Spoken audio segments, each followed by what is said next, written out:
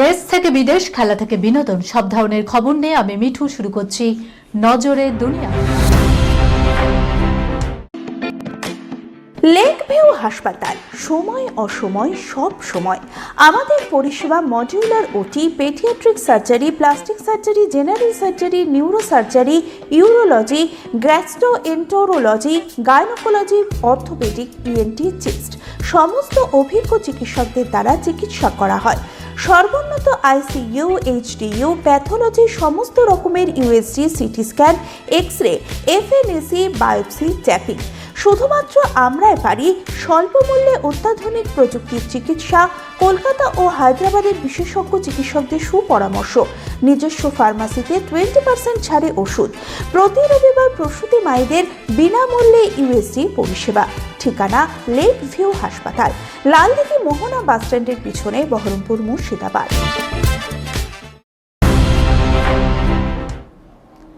দিনে 100টি উড়ান বাতিল, জ্বালানির মূল্য বৃদ্ধিতে বড় সিদ্ধান্ত নিল এয়ার ইন্ডিয়া। ভোগান্তিতে যাত্রীরা। মধ্যপ্রাচ্যের যুদ্ধের জেরে সারা বিশ্বে বাড়ছে অপরিশোধিত তেলের দাম, যার প্রত্যক্ষ প্রভাবে বিমানের জ্বালানির দাম বাড়ছে হু হু করে। তার জেরেই এক ধাক্কায় দৈনিক 100 উড়ান কম করার সিদ্ধান্ত নিল এয়ার ইন্ডিয়া।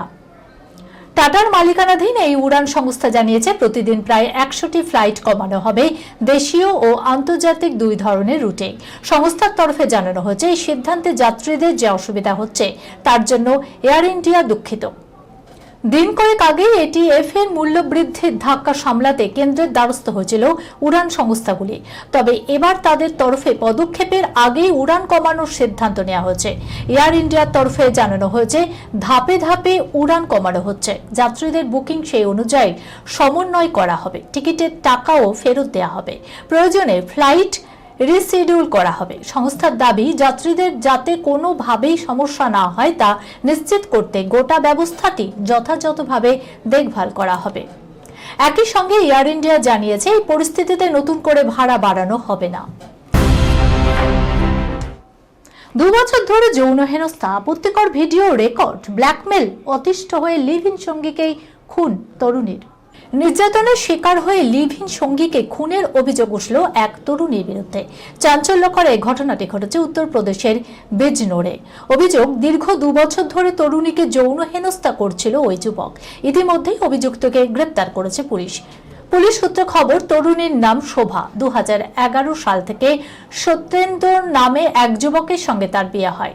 তাদের এক কন্যা সন্তানও রয়েছে। কিন্তু 2023 সালে 12 বছর সংসার করার পর দুজনের বিবাহ বিচ্ছেদ হয়।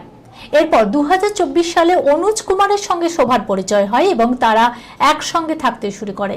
অভিযোগ, কয়েক মাস পর থেকে অনুজ শোভাকে যৌন হেনস্থা শুরু করে। শুধু তাই নয়, তরুণীর আপত্তিকর ভিডিও রেকর্ড করে তিনি ব্ল্যাকমেলও করতেন বলে অভিযোগ। এখানে শেষ নয়, শোভার অভিযোগ, অনুজ মাঝে মাঝে তার কাছ থেকে হাজার হাজার টাকাও দাবি করতেন, আর না দিলে জুটত বেধড়ক মার। শোভার 10 বছরের কন্যা সন্তানের দিকেও অনুজ কুদৃষ্টি দিতেন বলে অভিযোগ। গত 28 এপ্রিল পরিস্থিতি চরম আকার ধারণ করে। পুলিশ সূত্রে জানা গেছে, এদিন অনুজ শোভাকে একটি ক্যাফেতে এবং এরপরে প্রত্যন্ত গ্রামে নিয়ে যায়। অভিযোগ, সেখানেই তিনি তাকে ধর্ষণ করেন।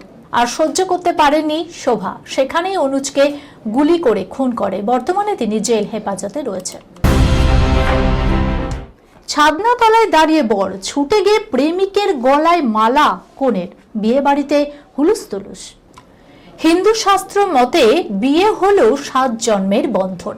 ফলে এমন বন্ধনে আবদ্ধ হওয়া তো আর মুখের কথা নয়। সঠিক জীবন সঙ্গী বাছাইয়ের অধিকার সকলেরই থাকে, কিন্তু তা যদি একেবারে বিয়ের মণ্ডপে হয় তবে তা চিন্তার কথাই বটে। অতিথিদের সামনে নাক কাটা যাওয়ার সম্ভাবনা প্রবল। কার্যত সেই ঘটনাই ঘটল মধ্যপ্রদেশের ছিন্দওয়াড়ার উমরেথ গ্রামে। বিয়ের মণ্ডপে অতিথিদের সামনে হবু বরকে ছেড়ে প্রেমিকের গলায় মালা দিলেন কনে। এই ঘটনায় হুলুস্থুলুস পড়ে গেল বিয়ে বাড়িতে। জানা যায়, বাড়ি থেকে দেখাশোনা করে বিয়ে ঠিক হয়েছিল ওই তরুণীর। 23 এপ্রিল উমরেথ গ্রামে বসেছিল বিয়ের আসর। শুরুতে সবকিছু ঠিকঠাকই চলছিল।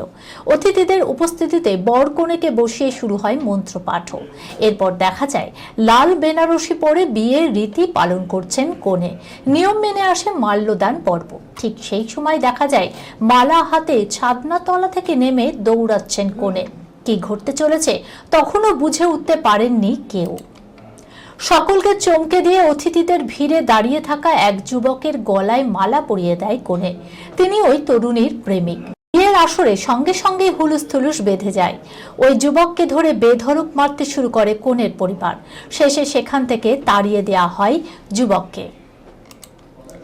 কিছুক্ষণ পর পরিস্থিতি কিছুটা স্বাভাবিক হলে ফের শুরু হয় বিয়ের আসর। কিন্তু ততক্ষণে বেঁকে বসেছেন বর ও বরযাত্রীরা। কোনোভাবেই ওই তরুণীকে বিয়ে করতে রাজি হননি তিনি।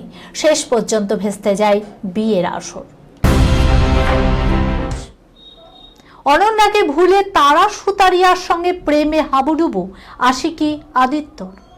বলিউডে এখন আলোচনার কেন্দ্রবিন্দু শুধু সিনেমা সংক্রান্ত খবরে সীমাবদ্ধ নয়, বরং তারকাদের ব্যক্তিগত জীবন পেজ 3 অন্যতম আকর্ষণও। সেলেব পাপারাজ্জিরা তো একেবারে আতশ কাচের নিচে রেখে তারকাদের জীবন পর্যবেক্ষণ করেন। বাসভবনের বাইরে হোক বা বিমানবন্দর, ক্যামেরার লেন্স ঘুরছে সর্বত্রই। ক্যামেরাতে ধরা পড়ে কোন তারকা কার হাত ধরে কোথায় যাচ্ছেন, কি করছেন। সেখান থেকে শুরু হয় সম্পর্কের কানাঘুষো। এই মুহূর্তে লাইমলাইট ছিনিয়ে নিয়েছেন আশিকি 2 খ্যাত অভিনেতা আদিত্য রয় কাপুর ও স্টুডেন্ট অব দ্য ইয়ারের অভিনেত্রী তারা সুতারিয়া। ইন্ডাস্ট্রির অন্দরে কান পাতলেই শোনা যাচ্ছে তারা নাকি পরস্পরকে মন দিয়েছেন। বি টাউনের অন্দরে সম্পর্কের ভাঙা করার খেলা প্রায় উঠে আসে পেজ 3 খবরে। চাঙ্কি কন্যা অনন্যা পাণ্ডের সঙ্গে আদিত্য কাপুরের সম্পর্ক কারোরই অজানা নয়। প্রায় 2 বছর সম্পর্কে থাকার পর বিচ্ছেদ হয় আদিত্য রায় কাপুর ও অনন্যা পাণ্ডের। যদিও বিচ্ছেদের কারণ নিয়ে কেউ মুখ খোলেননি। এখন তারা সুতারিয়ার সঙ্গে নাম জড়িয়েছে আদিত্যর। ইন্ডাস্ট্রির একাধিক ইভেন্ট ও ব্যক্তিগত মুহূর্তে বেশ কয়েকবার একসঙ্গে দেখা গিয়েছে এই যুগলকে। ব্যক্তিগত জীবন নিয়ে খুব সংঘাত হলেও যুগলের ঘন ঘন উপস্থিতি বেশ ইঙ্গিতপূর্ণ, তা বলাই বাহুল্য। এই খবরের সঙ্গে শেষ করলাম আজকের নজরে দুনিয়া। আপনারা দেখছেন টিভি 24 বাংলা, সংবাদ বিনোদন সারাদিন সারাক্ষণ।